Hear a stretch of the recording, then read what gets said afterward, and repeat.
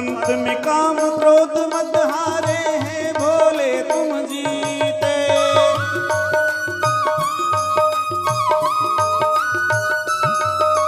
तेरी खोज में ना जाने कितने युग मेरे बीते।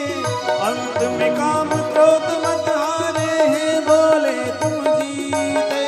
मुक्त किया तूने प्रभु मुझको, मुक्त किया तूने प्रभु मुझको, मुक्त किया तूने प्रभु मुझको, मुक्त किया तूने प्रभु मुझको। शत शत है प्रणाम। ऐसी सुबह न आए, आए न ऐसी शाम। ऐसी सुबह न आए, आए न ऐसी शाम। जिस दिन जुबा पे मेरी, जिस दिन जुबा पे मेरी आए नसीब का नाम। ऐसी सुबह न आए, आए न ऐसी शाम।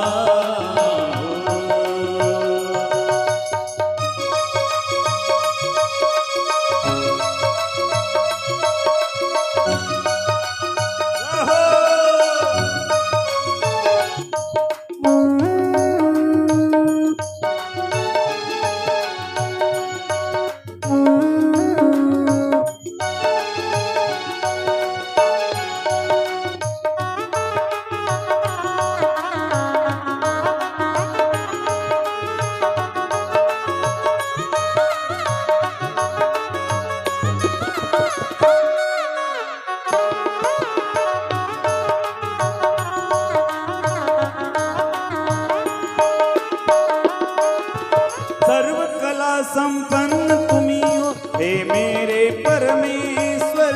दर्शन देकर धन्य करो अब हे त्रिनेत्र महेश्वर।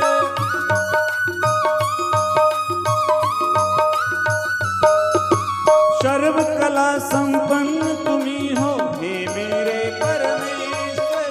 दर्शन देकर धन्य करो अब हे त्रिनेत्र महेश्वर। अब सागर से तर जाऊंगा, अब सागर से तर जाऊंगा, अब सागर से तर जाऊंगा, अब सागर से तर जाऊंगा। लेकर तेरा नाम। ऐसी सुबह न आए, आए न ऐसी शाम। ऐसी सुबह न आए, आए न ऐसी शाम। जिस दिन जुबा पे मेरी, जिस दिन जुबा पे मेरी आए नसीब का नाम। ऐसी सुबह न आए, आए न ऐसी शाम। ऐसी सुबह न आए, आए न ऐसी शाम। ऐसी सुबह न आए, आए न ऐसी शाम। आए न ऐसी शाम, आए न ऐसी शाम। बोलो शंकर भगवान की।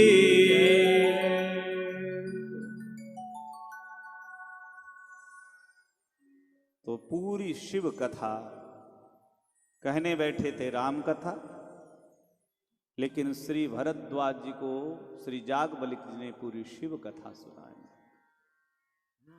और चरित सिंधु गिरिजा रमन,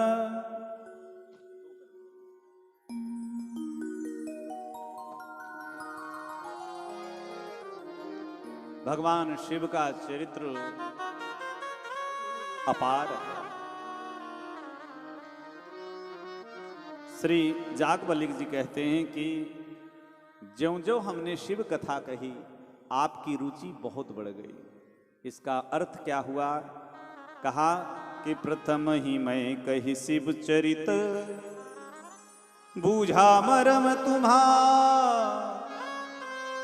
सुच सेवक तुम राम के, रहित समस्त विकार। मैं शिव कथा सुना करके ये देख रहा था कि आप कथा के प्रेमी हैं कि नहीं, और समझ में आ गया कि आप कथा के सच्चे प्रेमी हैं। क्योंकि जो असली राम भक्त है वो शिव का भक्त होगा। क्योंकि भगवान श्री राम की भक्ति जब तक शिव जी का मोहर नहीं लगे तब तक राम की भक्ति नहीं मिल सकती। जब तक आप वैष्णव और वैष्णवता की बात करते तो भगवान शिव से बड़ा वैष्णव कोई नहीं है। श्रीमद् भागवत की अंतिम अध्याय में 12 स्कंद के अंतिम अध्याय में कहा, निम्नगा नाम यथा गंगा, कहा कि जिस प्रकार से नदियों में गंगा है, देवानाम अच्युतो यथा, देवताओं में भगवान श्री हरि नारायण हैं, उसी प्रकार से वैष्णवा नाम यथा शंभु, वैष्णवों में सबसे श्रेष्ठ भगवान शिव है। क्योंकि शिव सम को रघुपति व्रत धारी, बिनु अघ तजी सतीयसी नारी। शिव जी जैसा धर्मात्मा, सनातन धर्म को बढ़ाने वाला दुनिया में कौन हो सकता है? धर्म के लिए जिन्होंने सती जैसी पवित्र नारी का परित्याग कर दिया। इसलिए भगवान शिव जैसा भक्त, एक दिन की बात है, कैलाश पर एक बार ते ही तर प्रभु गयऊ, एक बार ते ही तर प्रभु गयऊ, तरु बिलो की उर अति सुख भयऊ, तरु बिलो के उर अति सुख भयऊ, निज कर डासी नागरी पुछाला, निज कर डासी नागरी पुछाला, बैठे सहज ही शंभु कृपाला, बैठे सहज ही शंभु कृपाला।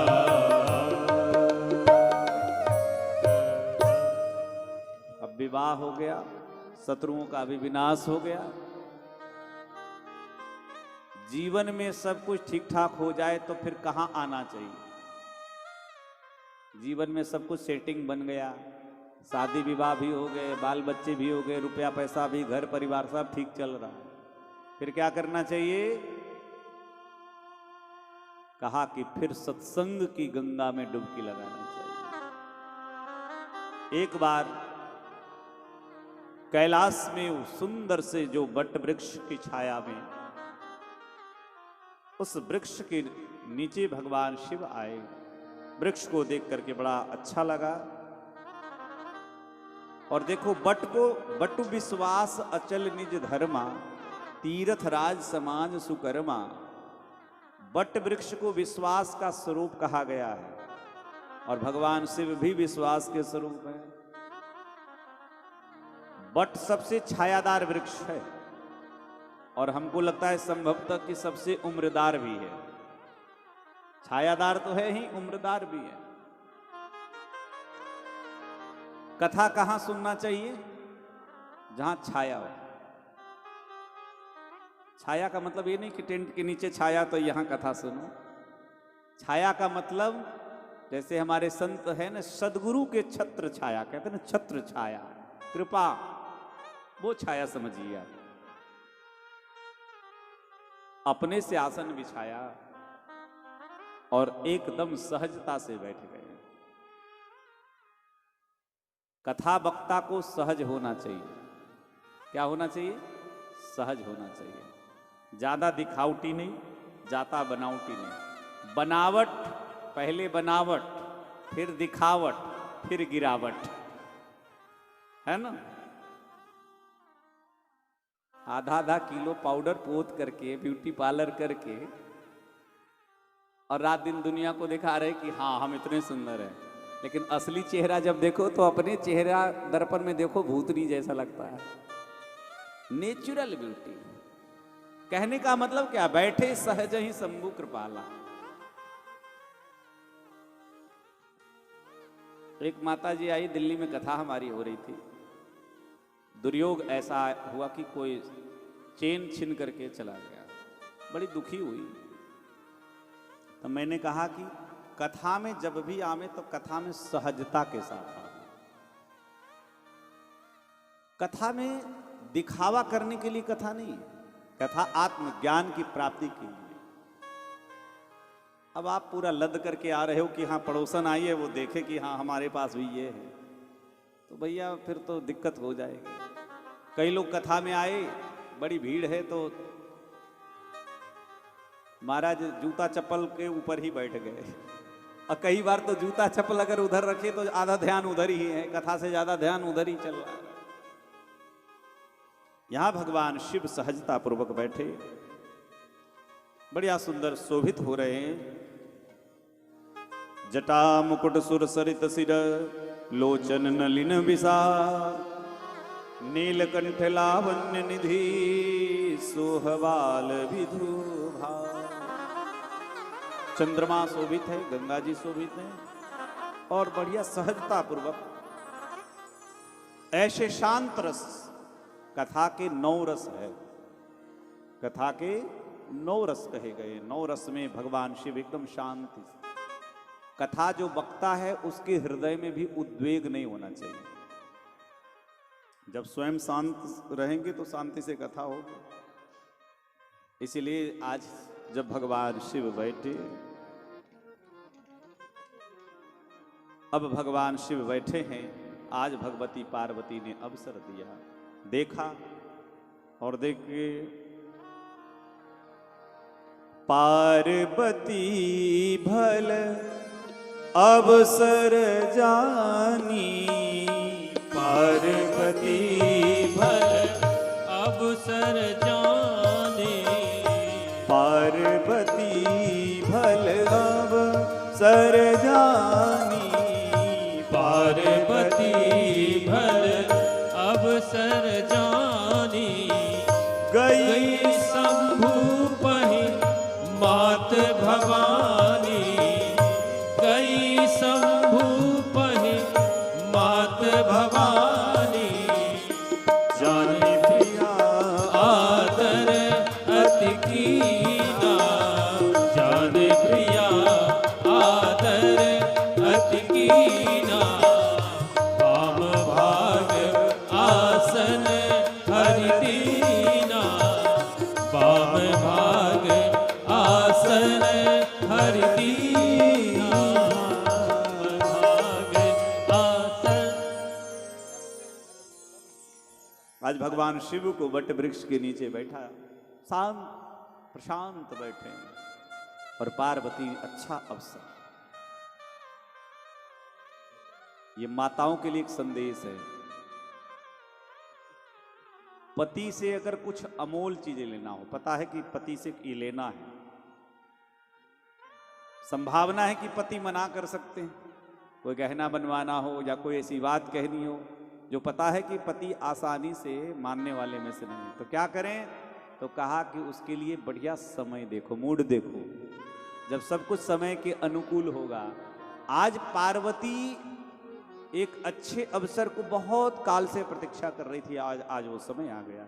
भगवान शिव शांत रूप से जब बैठे हैं, भगवती पार्वती गई और पार्वती को देख करके भगवान शिव प्रसन्न हुए, प्रणाम की।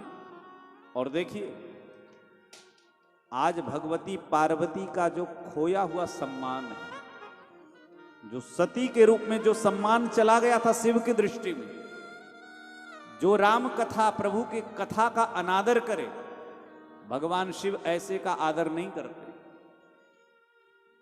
पत्नी का जो अधिकार था वो छीन लिया था, लेकिन आज पार्वती को वो अवसर मिला। और वाम भाग आसन हर दीना, बाएं भाग में पत्नी का आसन। आज बड़ी प्रसन्न है, क्यों? पहले सती थी तो पहले कथा रोकने का काम करती थी। कुछ लोग हैं कि भले कथा में ना आवे लेकिन कथा में विघ्न हो जाए, कुछ लोग ऐसे भी होते हैं। लेकिन आज पार्वती कथा रोकने के लिए नहीं आई है, बल्कि आज कथा को प्रवाहित करने के लिए आई है। इसलिए दूसरी बात, गृहस्थ जीवन का प्रारंभ करो तो सत्संग से करो। गृहस्थी में अगर विवेक, सत्संग और विवेक यदि दोनों है तो आपके जीवन में सुख ही सुख है, चाहे परिस्थिति जीवन की जो बने, लेकिन उस दुख में भी आपके अंदर विवेक रहेगा तो वो सत्संग से आप उसको सुख में परिवर्तित कर सकते हैं। और उसके बाद पार्वती हाथ जोड़ करके पूछने लगी कि हे भगवान, ये कथा जो लोक हितकारिणी कथा है, आज ये शैल कुमारी, पहले चतुर चालाक दक्ष की बेटी थी ना, इसलिए कथा नहीं सुन पाई। और ज्यादा चालाक लोग कथा सुन भी नहीं सकते, वो स्वयं सोचते हमसे बड़ा बुद्धिमान कौन है? जो ज्यादा बुद्धिमानी लगावे वो सत्संग कर नहीं सकता, कथा क्यों नहीं सुन सकता, धर्म में उसकी रुचि बन नहीं पाती। इसलिए सोई पूछन चह शैल कुमारी, प्रभु मैं वही कथा पूछना चाहती हूं, क्योंकि जिसका भवन कल्प वृक्ष के नीचे हो और वो व्यक्ति यदि दरिद्र हो तो इसमें वृक्ष का क्या दोष? एक व्यक्ति थका थका जंगल में गया तो थक गया चलते चलते, तो भूख प्यास के मारे बैठ गया, मन में विचार करने लगा कि यदि कहीं से भोजन बढ़िया मिल जाता तो बहुत बढ़िया होता। अरे अचानक चमत्कार हुआ कि उसके सामने भोजन के 56 प्रकार के भोग थाली में एकदम सजाया हुआ आकर के प्रकट हो गया। अरे वाह क्या बात! भोजन उसने किया, भोजन करने के बाद नींद, आज मौसम कितना बढ़िया हुआ, रात में तो बारिश भी हो गई, नींद आने लगी। सोचा कि नींद के लिए अगर कोई बेड बिस्तर मिल जाता। कभी आप लोग भीड़ भाड़ वाले ट्रेन में जाइए तो देखिए लोग क्या करते, कैसे भी पहले घुसने का जगह बनाते हैं, फिर धीरे धीरे बैठने का जगह बनाते हैं, और फिर बैठने के बाद फिर लंबे होने का जगह, ये नियम है। तो उसी प्रकार से उसने विचार किया, बिस्तर हो जाता, बिस्तर हो गया, बढ़िया सुंदर बेड आ गया। विचार किया कि जंगल है, चारों ओर से खुला है, तो घर के अंदर अगर बेड हो तो अच्छा, तो ये घर भी बन गया, घर के अंदर मकान हो गया। फिर उसके बाद विचार आ गए, भैया बिस्तर भी है, मकान भी है, लेकिन कहीं जंगल में शेर आके खा गया तो क्या हुआ? बस इतने में शेर आया और खा गया। क्यों? अब तक उसने समझा नहीं था, क्योंकि ये चमत्कार उस कल्प वृक्ष के नीचे, उसको नहीं पता था कि हम कल्प वृक्ष के नीचे हैं, इस वजह से ऐसा चमत्कार हो रहा है। उसको संभलना चाहिए था, लेकिन व्यक्ति ज्यादा पाने की इच्छा में जो कुछ अपने पास स्वयं रहता है ना, अपने थाली में नहीं देखते, दूसरे के थाली में देखते। इसी के कारण हमारे जीवन में सुख छूट जाता है। भगवान ने जो हमें दिया, हम उस पर ध्यान दें कि जितना है, जब आवे संतोष धन सब धन धूरी समान। जीवन में संतोष केवल कि अतिथि घर में आवे तो उन अतिथि को खिला दें, और अपने बाल बच्चों समेत थोड़ा सा 2 रोटी बढ़िया से मिल जाए, 2 कपड़े मिल जाए, रहने की छत्र छाया हो जाए, बस क्या करना है। लेकिन हम उसको नहीं देखते हैं। इसीलिए भगवती पार्वती कहती है कि जासु भवन सुर तरु तर होई, जासु भवन सुर तर होई, जासु भवन सुर तरु तर होई, जासु भवन सुर तर होई, सही की दरिद्र जनित दुख सोई, सही की दरिद्र जनित दुख सोई, जासु भवन सुर तर होई, जासु भवन सुर तर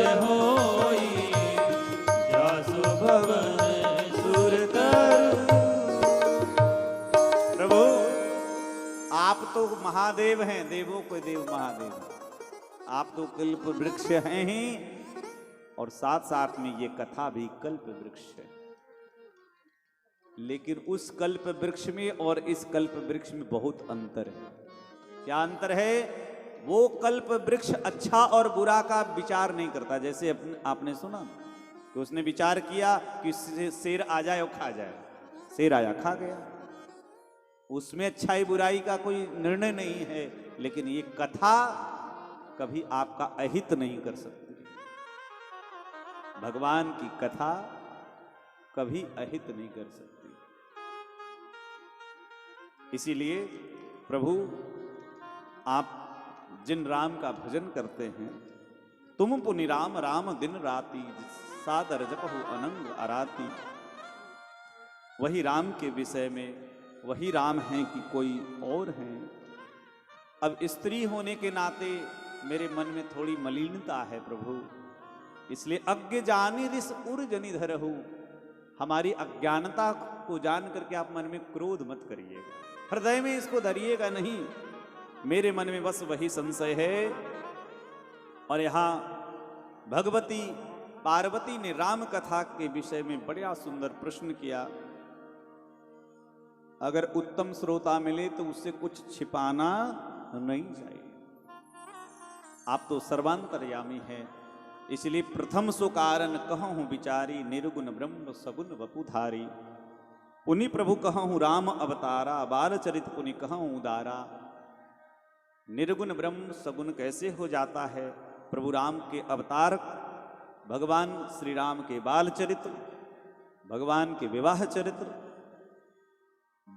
भगवान ने इस राज को क्यों छोड़ा, वन में जाके कौन कौन से लीला किए, और किस प्रकार से रावण को मार करके और फिर राज्य किया, ये पूरी कथा। आदो राम तपोवनादिगमनम हत्वा मृग कांचनम, वैदेही हरणम जटायु मरणम सुग्रीव संभाषणम।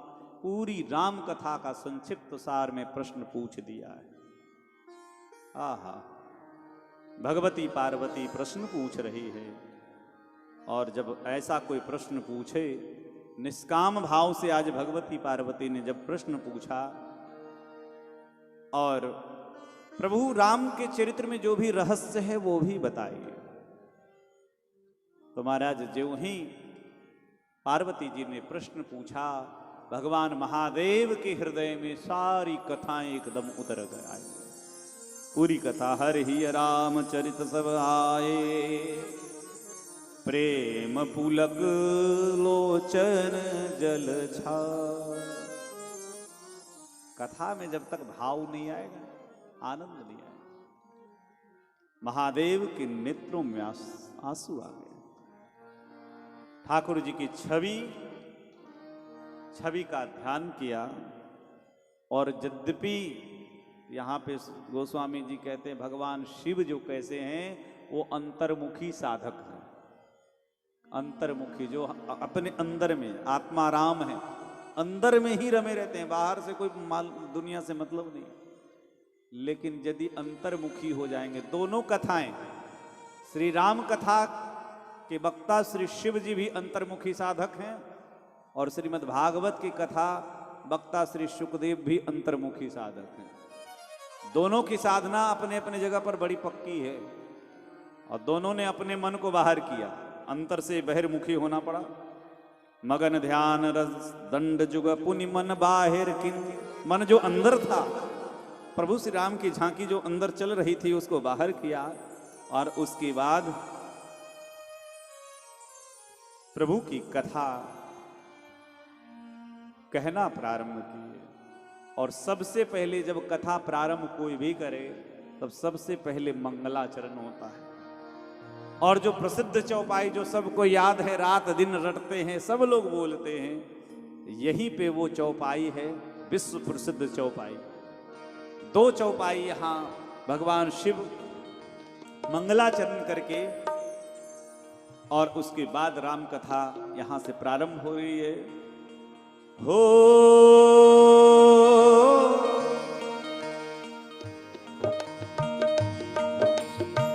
बंद उपाल रूप सोई राम,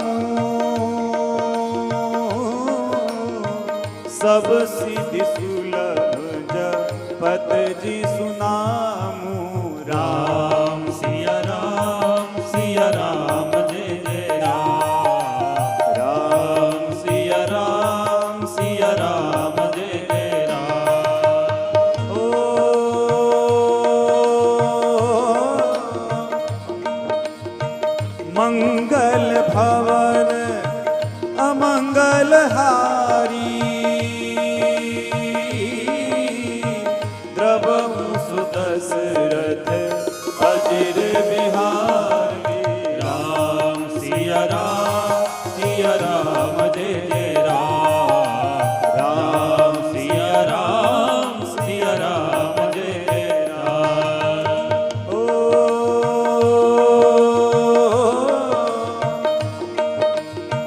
करी प्रणाम राम ही त्रिपुरारी। हरसि सुधासम गिरा उचारी। राम सिया राम जय जय राम। राम सिया राम जय जय राम। ओ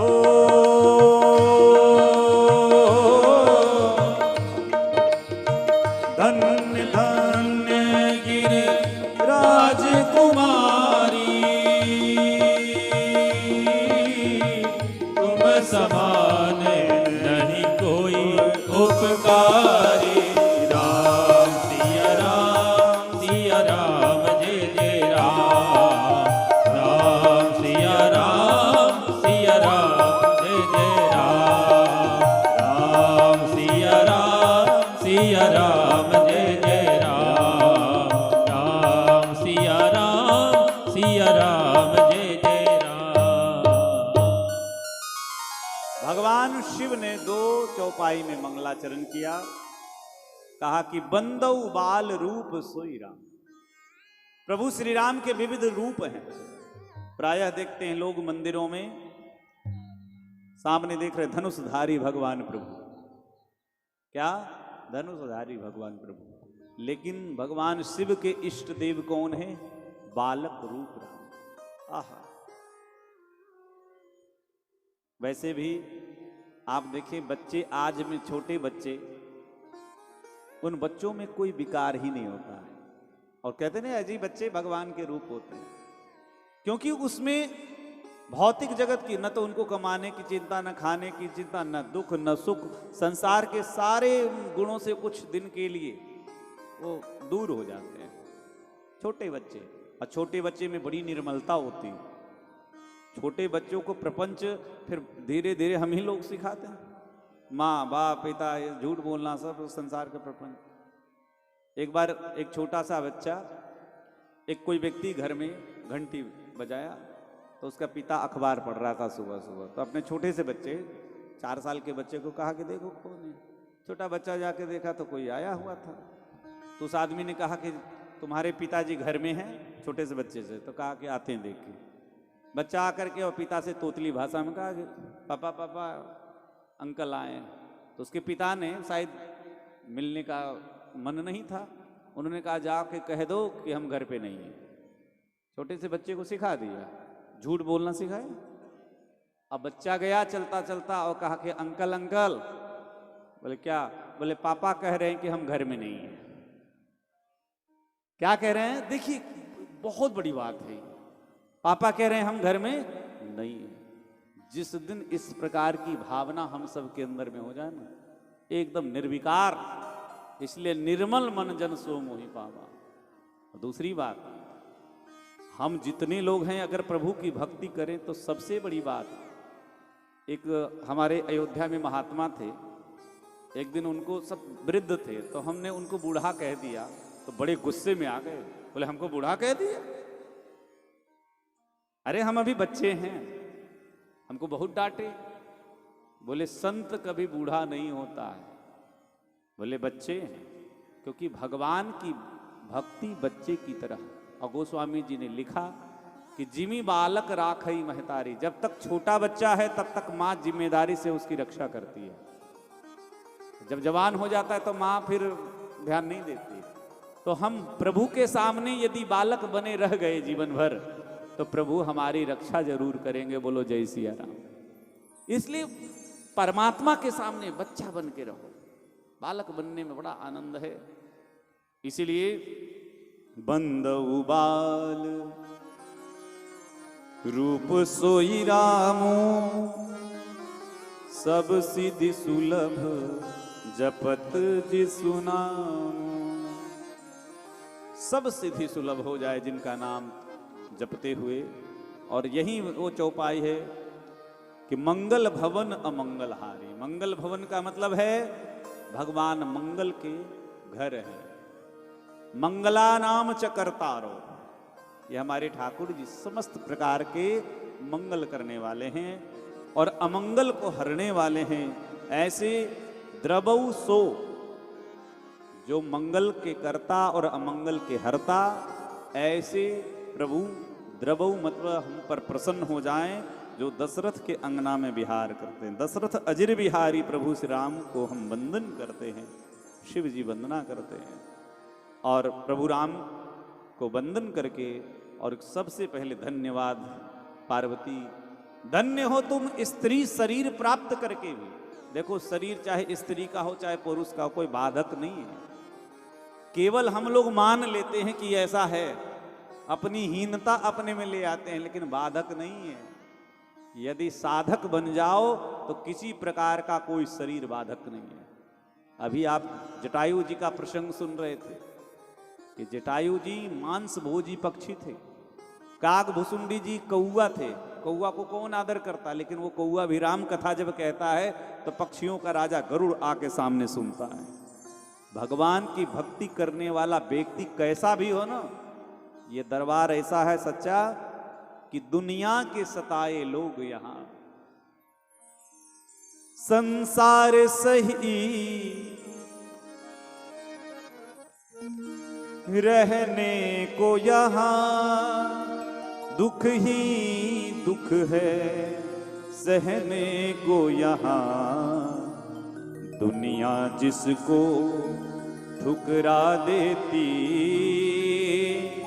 वो गोद बिठाए जाते हैं।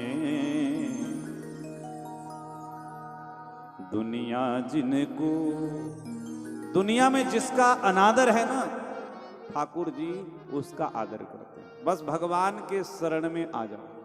ये बंदर भालुओं को कौन पूजता बताइए, लेकिन इनको हनुमान जी बंदर के रूप में, लेकिन हम लोग खूब आरती उतारते हैं। हनुमान जी स्वयं कहते, प्रात ले जो नाम हमारा ते ही दिन ताही न मिले आहारा। लेकिन दुनिया उनको पूजती, क्यों? भगवान की भक्ति किसी भी शरीर में कोई करे वो पूज्य हो ही जाता है। स्त्री का शरीर है? ऐसा नहीं कि भक्ति में ये स्त्री का शरीर कोई बाधक।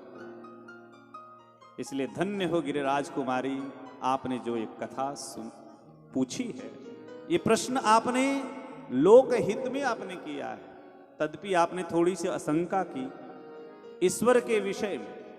कई लोग कहते जी हम तो भगवान को नहीं मानते। एक चीज का मैं चैलेंज एकदम ताल ठोक के कहता हूं कि यदि सनातनी हो आप, तो आप भी ताल ठोकना हमारी तरह सब जगह। दुनिया का एक भी व्यक्ति लाके हमको दिखा दो जो कहे कि नास्तिक हम हैं, फिर मैं आपको दिखाऊंगा कि नास्तिक हो सकता है क्या? हो। जो भी दुनिया में पैदा हुआ है ना व्यक्ति, वो कभी नास्तिक हो ही नहीं सकता। अब कहिए कैसे? एक ऐसा उदाहरण मैं दूंगा, यदि कोई आपको ऐसा कोई व्यक्ति मिले ना, तो उसको ये जवाब आप देना। कोई व्यक्ति कहता है कि जी हम तो धर्म को नहीं मानते। बड़ी अच्छी बात है, बड़ी अच्छी बात है, मत मानो। लेकिन उससे पूछो एक बार, बहुत गौर से, बहुत गंभीर बात मैं कहने जा रहा हूं। उससे पूछो कि तुम्हारे घर में बहन बेटी हैं कि नहीं, तो कहेगा नहीं। कोई भी व्यक्ति पैदा हुआ तो मां के पेट से पैदा हुआ, उसके घर में भी बहन बेटी है कि नहीं? तो पूछो उससे कि तुम्हारे घर में यदि बहन है, मां है, बेटी है, पत्नी है, चारों स्त्री है, तो क्या चारों से एक जैसा व्यवहार करते हो? हाँ जी या ना जी? बस इसका तुम उससे जवाब ले लेना।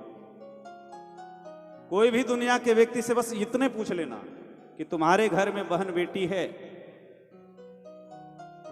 मां है, पत्नी है, तो चारों से एक जैसा व्यवहार है कि चारों से अलग अलग व्यवहार है? तो हर व्यक्ति कहेगा कि नहीं जी ऐसे कैसे हो जाएगा। मां का स्थान अलग है, पत्नी का स्थान अलग है, बहन का स्थान अलग है, बेटी का स्थान अलग है। तो ये अलग अलग स्थान है तो क्यों है? विचार करिए। क्योंकि इसलिए है कि हम में देखो जितने लोग बैठे हैं यहां, मनुष्य और जानवर में क्या फर्क है? क्या जानवरों के बहन बेटी नहीं होते? उनके परिवार नहीं होते क्या? उनकी संख्या नहीं बढ़ रही है क्या? उनके भी परिवार है, उनके भी पेट है, उनकी भी इंद्रियां हैं। लेकिन मनुष्य और जानवर में फर्क केवल इतना है कि मनुष्य धर्म को जानता है और वो पशु है, वो धर्म को नहीं जानता है।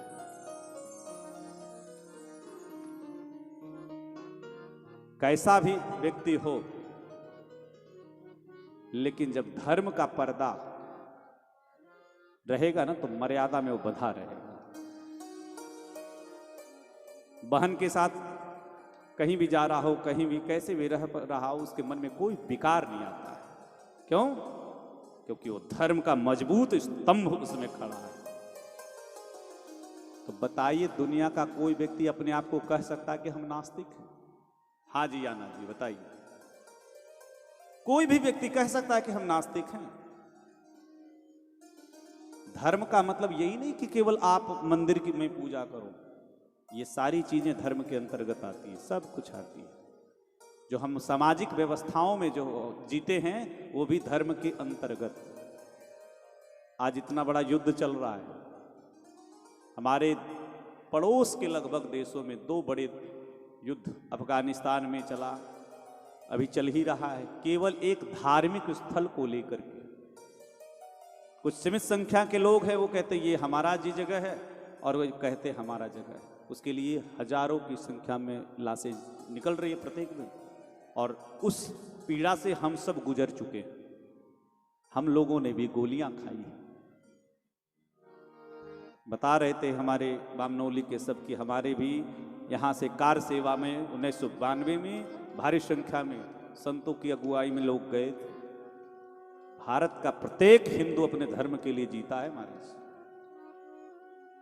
और जिसने धर्म को छोड़ दिया, धर्म को नहीं मानता है, उसके जीवन में कुछ बचता नहीं। हमने कहा ना कि परिवार और स्वास्थ्य, ये जीवन में 2 बहुत ज्यादा बचाने योग्य है। शरीर की रक्षा करना, इसी से सारे रिश्ते नाते हैं, और परिवार को बचाओ। परिवार बचा रहेगा, धन संपत्ति फिर हो जाएगा।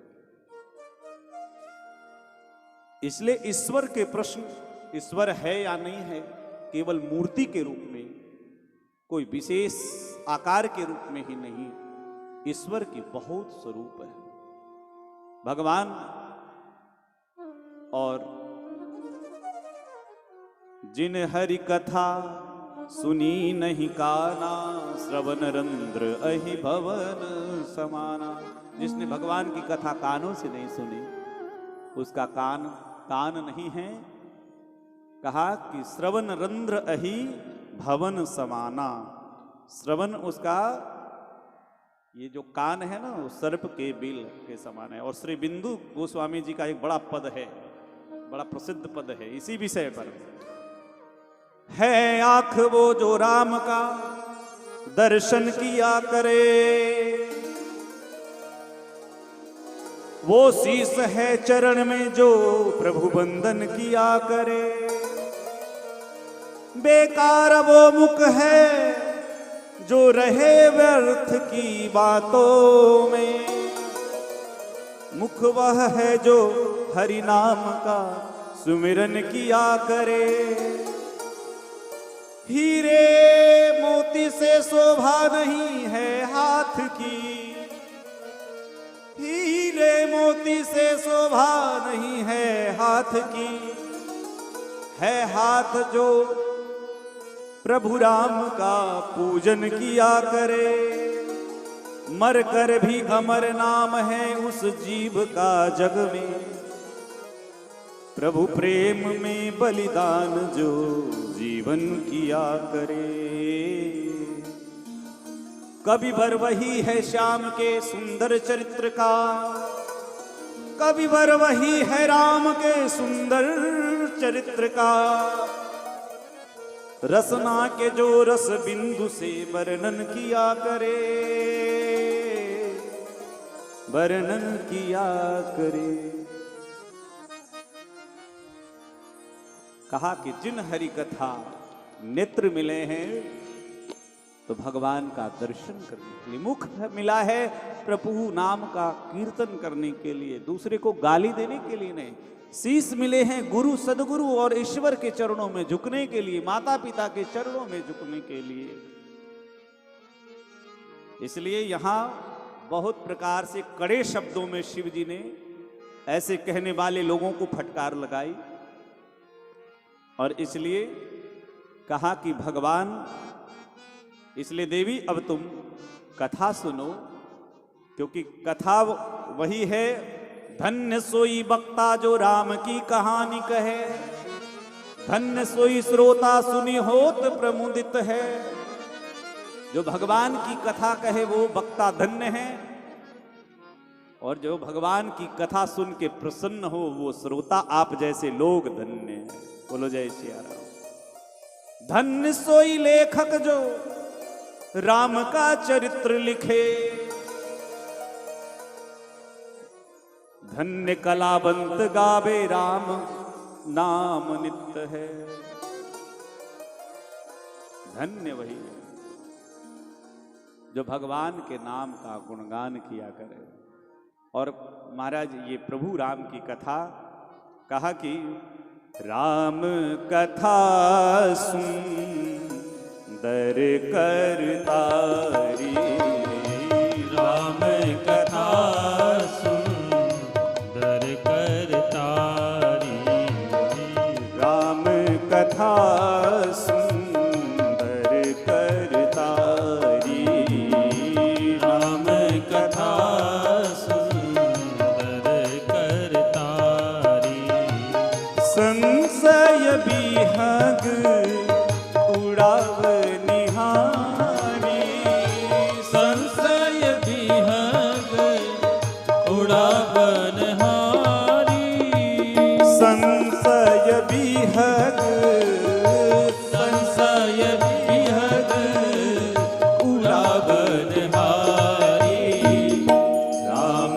कथा सुंदर करतारी, राम कथा सुंदर करतारी, राम कथा सुंदर करतारी, सुंदर करतारी, सुंदर करतारी। बहुत सुंदर है राम कथा कलि बिटप कुठारी। ये कलयुग को काटने वाली ये कथा, ये राम कथा है। जितने लोग यहाँ आए हैं ना, जब कथा पांडाल में बैठेंगे और कथा सुनेंगे तो ऐसा लगता है जैसे हम सतयुग में पहुंच गए। तो ये पूरा क्षेत्र जो है ये भगवतमय हो जाता है, उसका वातावरण। इसलिए संशय रूपी विहग, ये कथा में जिसके मन में जो संशय हो सब अगर सही से सुने तो सब खत्म हो जाए। कई बार तो हम लोग जब कथा कहते तो कुछ लोग बैठे हुए सोचते कि शायद हमारे जीवन की कथा कह रहे हैं। किसी के जीवन की कथाओं से कुछ कथाएं मेल खा जाती है, दुख और सुख।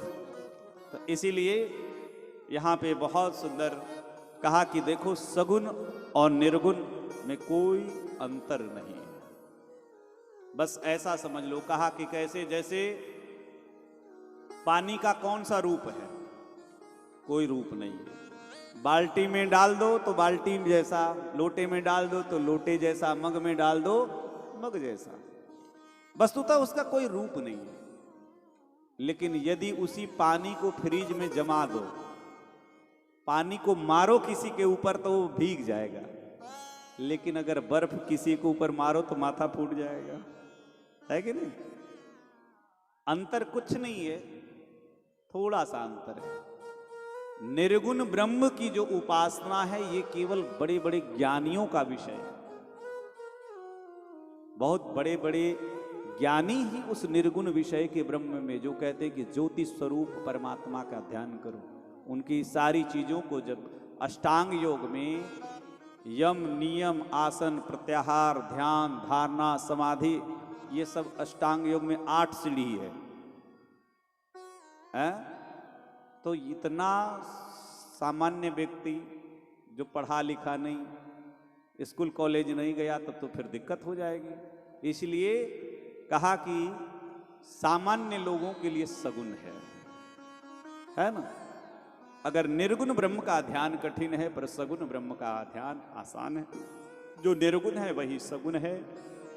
और कहा कि जो गुण रहित सगुन सोई कैसे, जिम हिम उपल बिलग नहीं जैसे।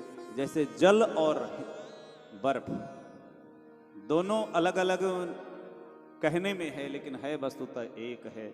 उसी तरह से प्रभु श्री राम सच्चिदानंद है। और बहुत प्रकार की बात यहाँ पे कहा कि वो ब्रह्म जो है बिना पैर के चलता है, बिना कान के सुनता है, बिना मुख के खाता है। हम लोग मंदिर में भोग लगाते हैं तो क्या भगवान सब खा जाते हैं? लेकिन ऐसा भी नहीं कि नहीं खाते। भगवान भाव से नेत्र से देखते हैं और साधु संतों को माध्यम से भोजन करते हैं। बोलो जय श्री राम। महाराज ऐसे तो तन बिनु परस नयन बिनु देखा, ग्रह घ्राण बिनु वास असेखा, बिना तन के स्पर्श। जैसे कोई कहे भगवान है कि नहीं, तो सीधा हम आपको बताएं, कई लोग कहते हैं कि हमने भगवान को देखा नहीं तो क्यों माने। तो एक बात मैं बताऊं, हवा को आप लोगों ने देखा है? हवा को देखा?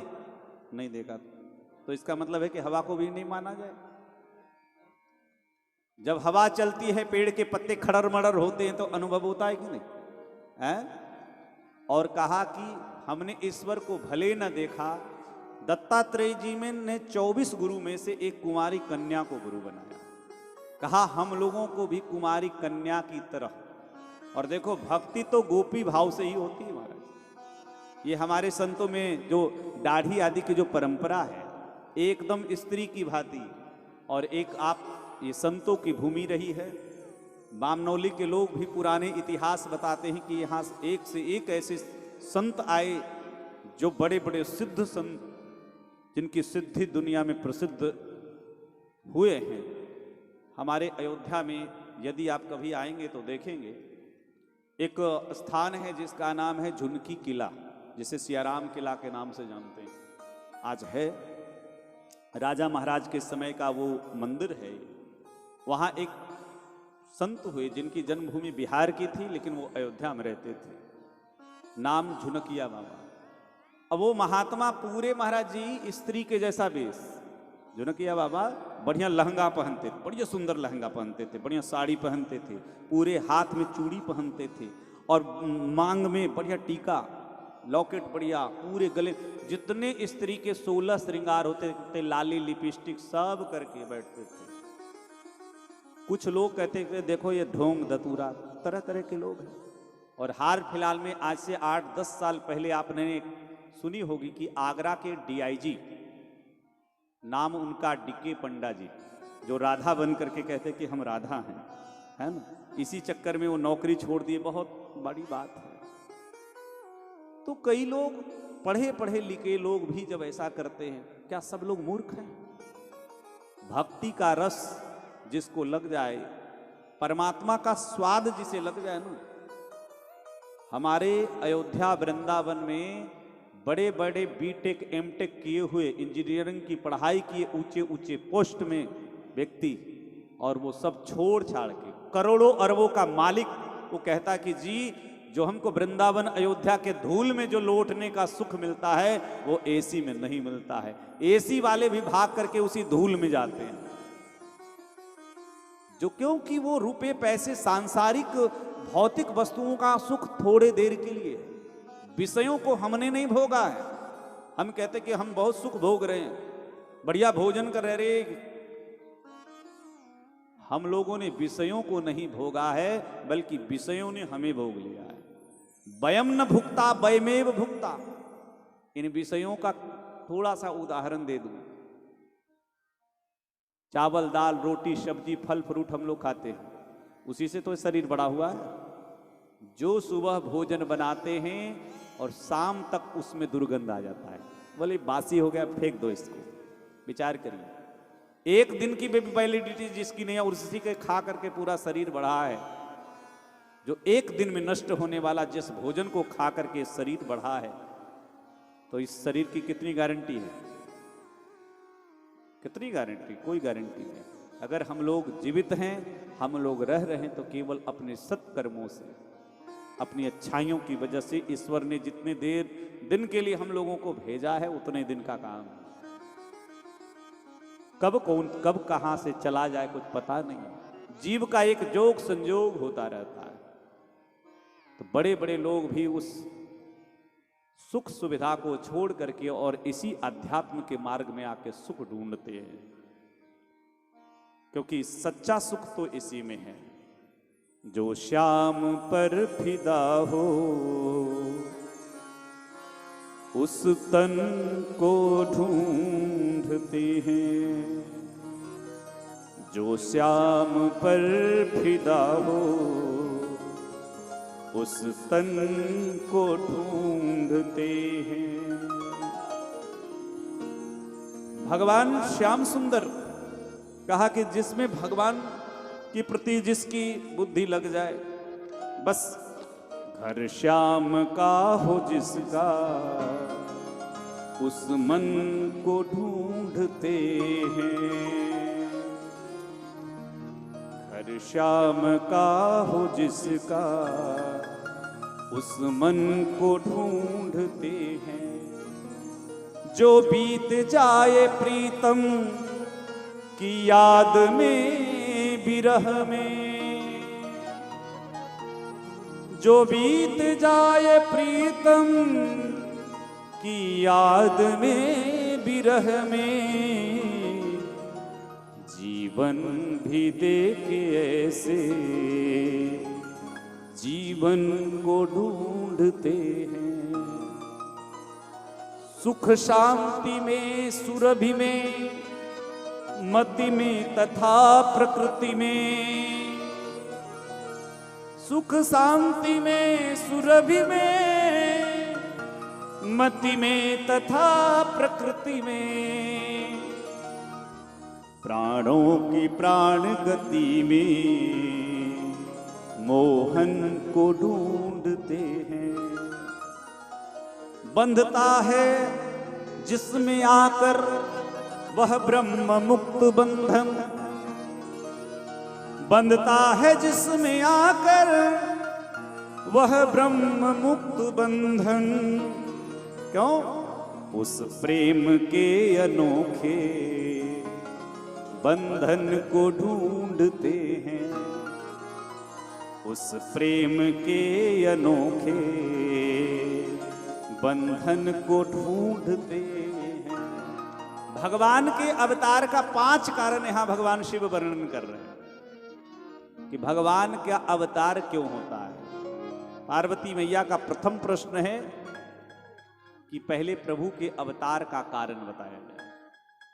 तो प्रभु के अवतार का 5 कारण में सबसे बड़ा कारण, अलग कारण, कि भगवान अगर आते हैं तो भक्तों को सुख देने के लिए, क्योंकि प्रेम के अनोखे बंधन को ढूंढते हैं। भगवान और भक्त में ऐसा नाता है। इस कलयुग में भगवती भक्तिमती मीरा हुई, जो साक्षात ये शरीर के साथ भगवान में समाहित हो गई। इसी कलयुग में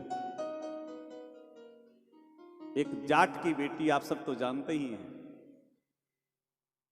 कर्मा जी, जो कि भगवान को खिचड़ी खिला कर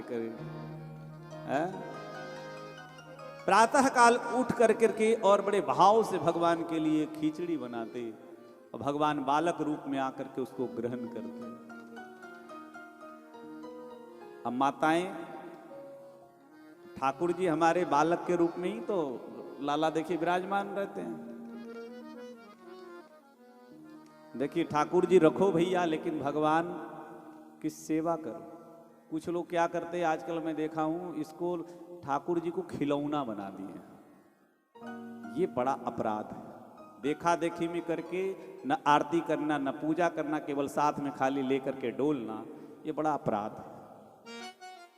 और इसलिए ये संतों की भूमि है। और एक चीज मैं बताऊं हमारी जो सनातन परंपरा रही है, जैसे भगवान के घूमने फिरने के लिए जैसे जल विहार होता है, वन विहार होता है, समय समय से उत्सव मनाए जाते हैं, लेकिन अपने धूप में घूम रहे तो भगवान को भी साथ में ले जा रहे हैं।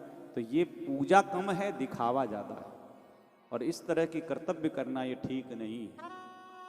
इससे आपकी भक्ति बढ़ेगी नहीं कि आप सोच रहे हैं कि आपके लिए वो खिलौना यदि है तो जब भाव ही खिलौने जैसा है, परमात्मा का मतलब, भगवान का मतलब क्या, छोटे बच्चे को हम जितना प्यार से, दुलार से, लाड़ से, सुरक्षा से रखते हैं वैसे रखना चाहिए। वस्त्र बदलना, समय समय से भोग राग आरती पूजा आदि की व्यवस्था, अष्टयाम सेवा कही गई है। इसलिए केवल मूर्ति रख लेने से केवल ऐसा नहीं होना चाहिए। इसलिए भगवान का अवतार का 5 कारण यहां, भगवान का अवतार का मूल कारण यहां पे गोस्वामी जी लिखते हैं, जब जब होई धर्म के हानि, बाढ़हि असुर अधम अभिमानी। राम सिया राम सिया राम जय जय राम, राम सिया राम जय जय राम।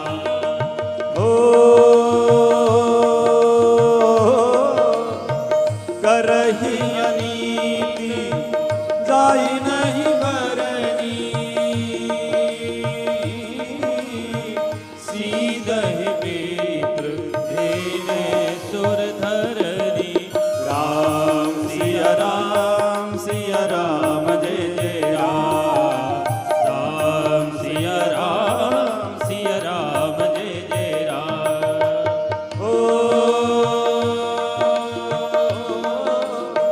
करही अनीत जाई नहीं बरनी, सीधे विप्र धेने सुर धरनी। राम सिया राम जय जय राम, राम सिया राम जय जय राम। यदा यदा ही धर्मस्य ग्लानिर्भवति भारत, जब धर्म की हानि होती है, और देखिए अभी धीरे धीरे समय, आप अगर जितने लोग बैठे हैं बड़े बुजुर्ग, आज से 20 साल पूर्व और आज का देखिए, धीरे धीरे मोबाइल आ गया और भी कुछ आएगा, धीरे धीरे लोगों की रुचि कथा सत्संग आदि में कमती जाएगी, क्योंकि बहुत सारे लोग हैं जो अधर्म को ही धर्म मान लेते हैं। गलत करने वाले को एक बार भी ये नहीं लगता है कि हाँ ये गलत है। जो वो धर्म को ही धर्म मान ले तो क्या कह सकते हैं? इसीलिए कई लोग कहते हैं कि भैया ये कथा सत्संग ये बड़े बुजुर्ग का काम है, बड़े बूढ़े। अरे भैया, बड़े बुजुर्ग का काम नहीं, ये भजन तो भगवान का सत्संग पूजा बचपन से अभ्यास करना चाहिए, शुरू से अभ्यास। जब जीवन में प्रपंच का अभ्यास करेंगे तो अंतिम समय में हाय हाय होगा, और अगर बचपन से अभ्यास करेंगे तभी राम राम होगा। इसलिए अभ्यासेप्य समर्थोसी मत कर्म परमो भव, गीता में भगवान कहते हैं साधना शुरू से करो, बचपन से करो।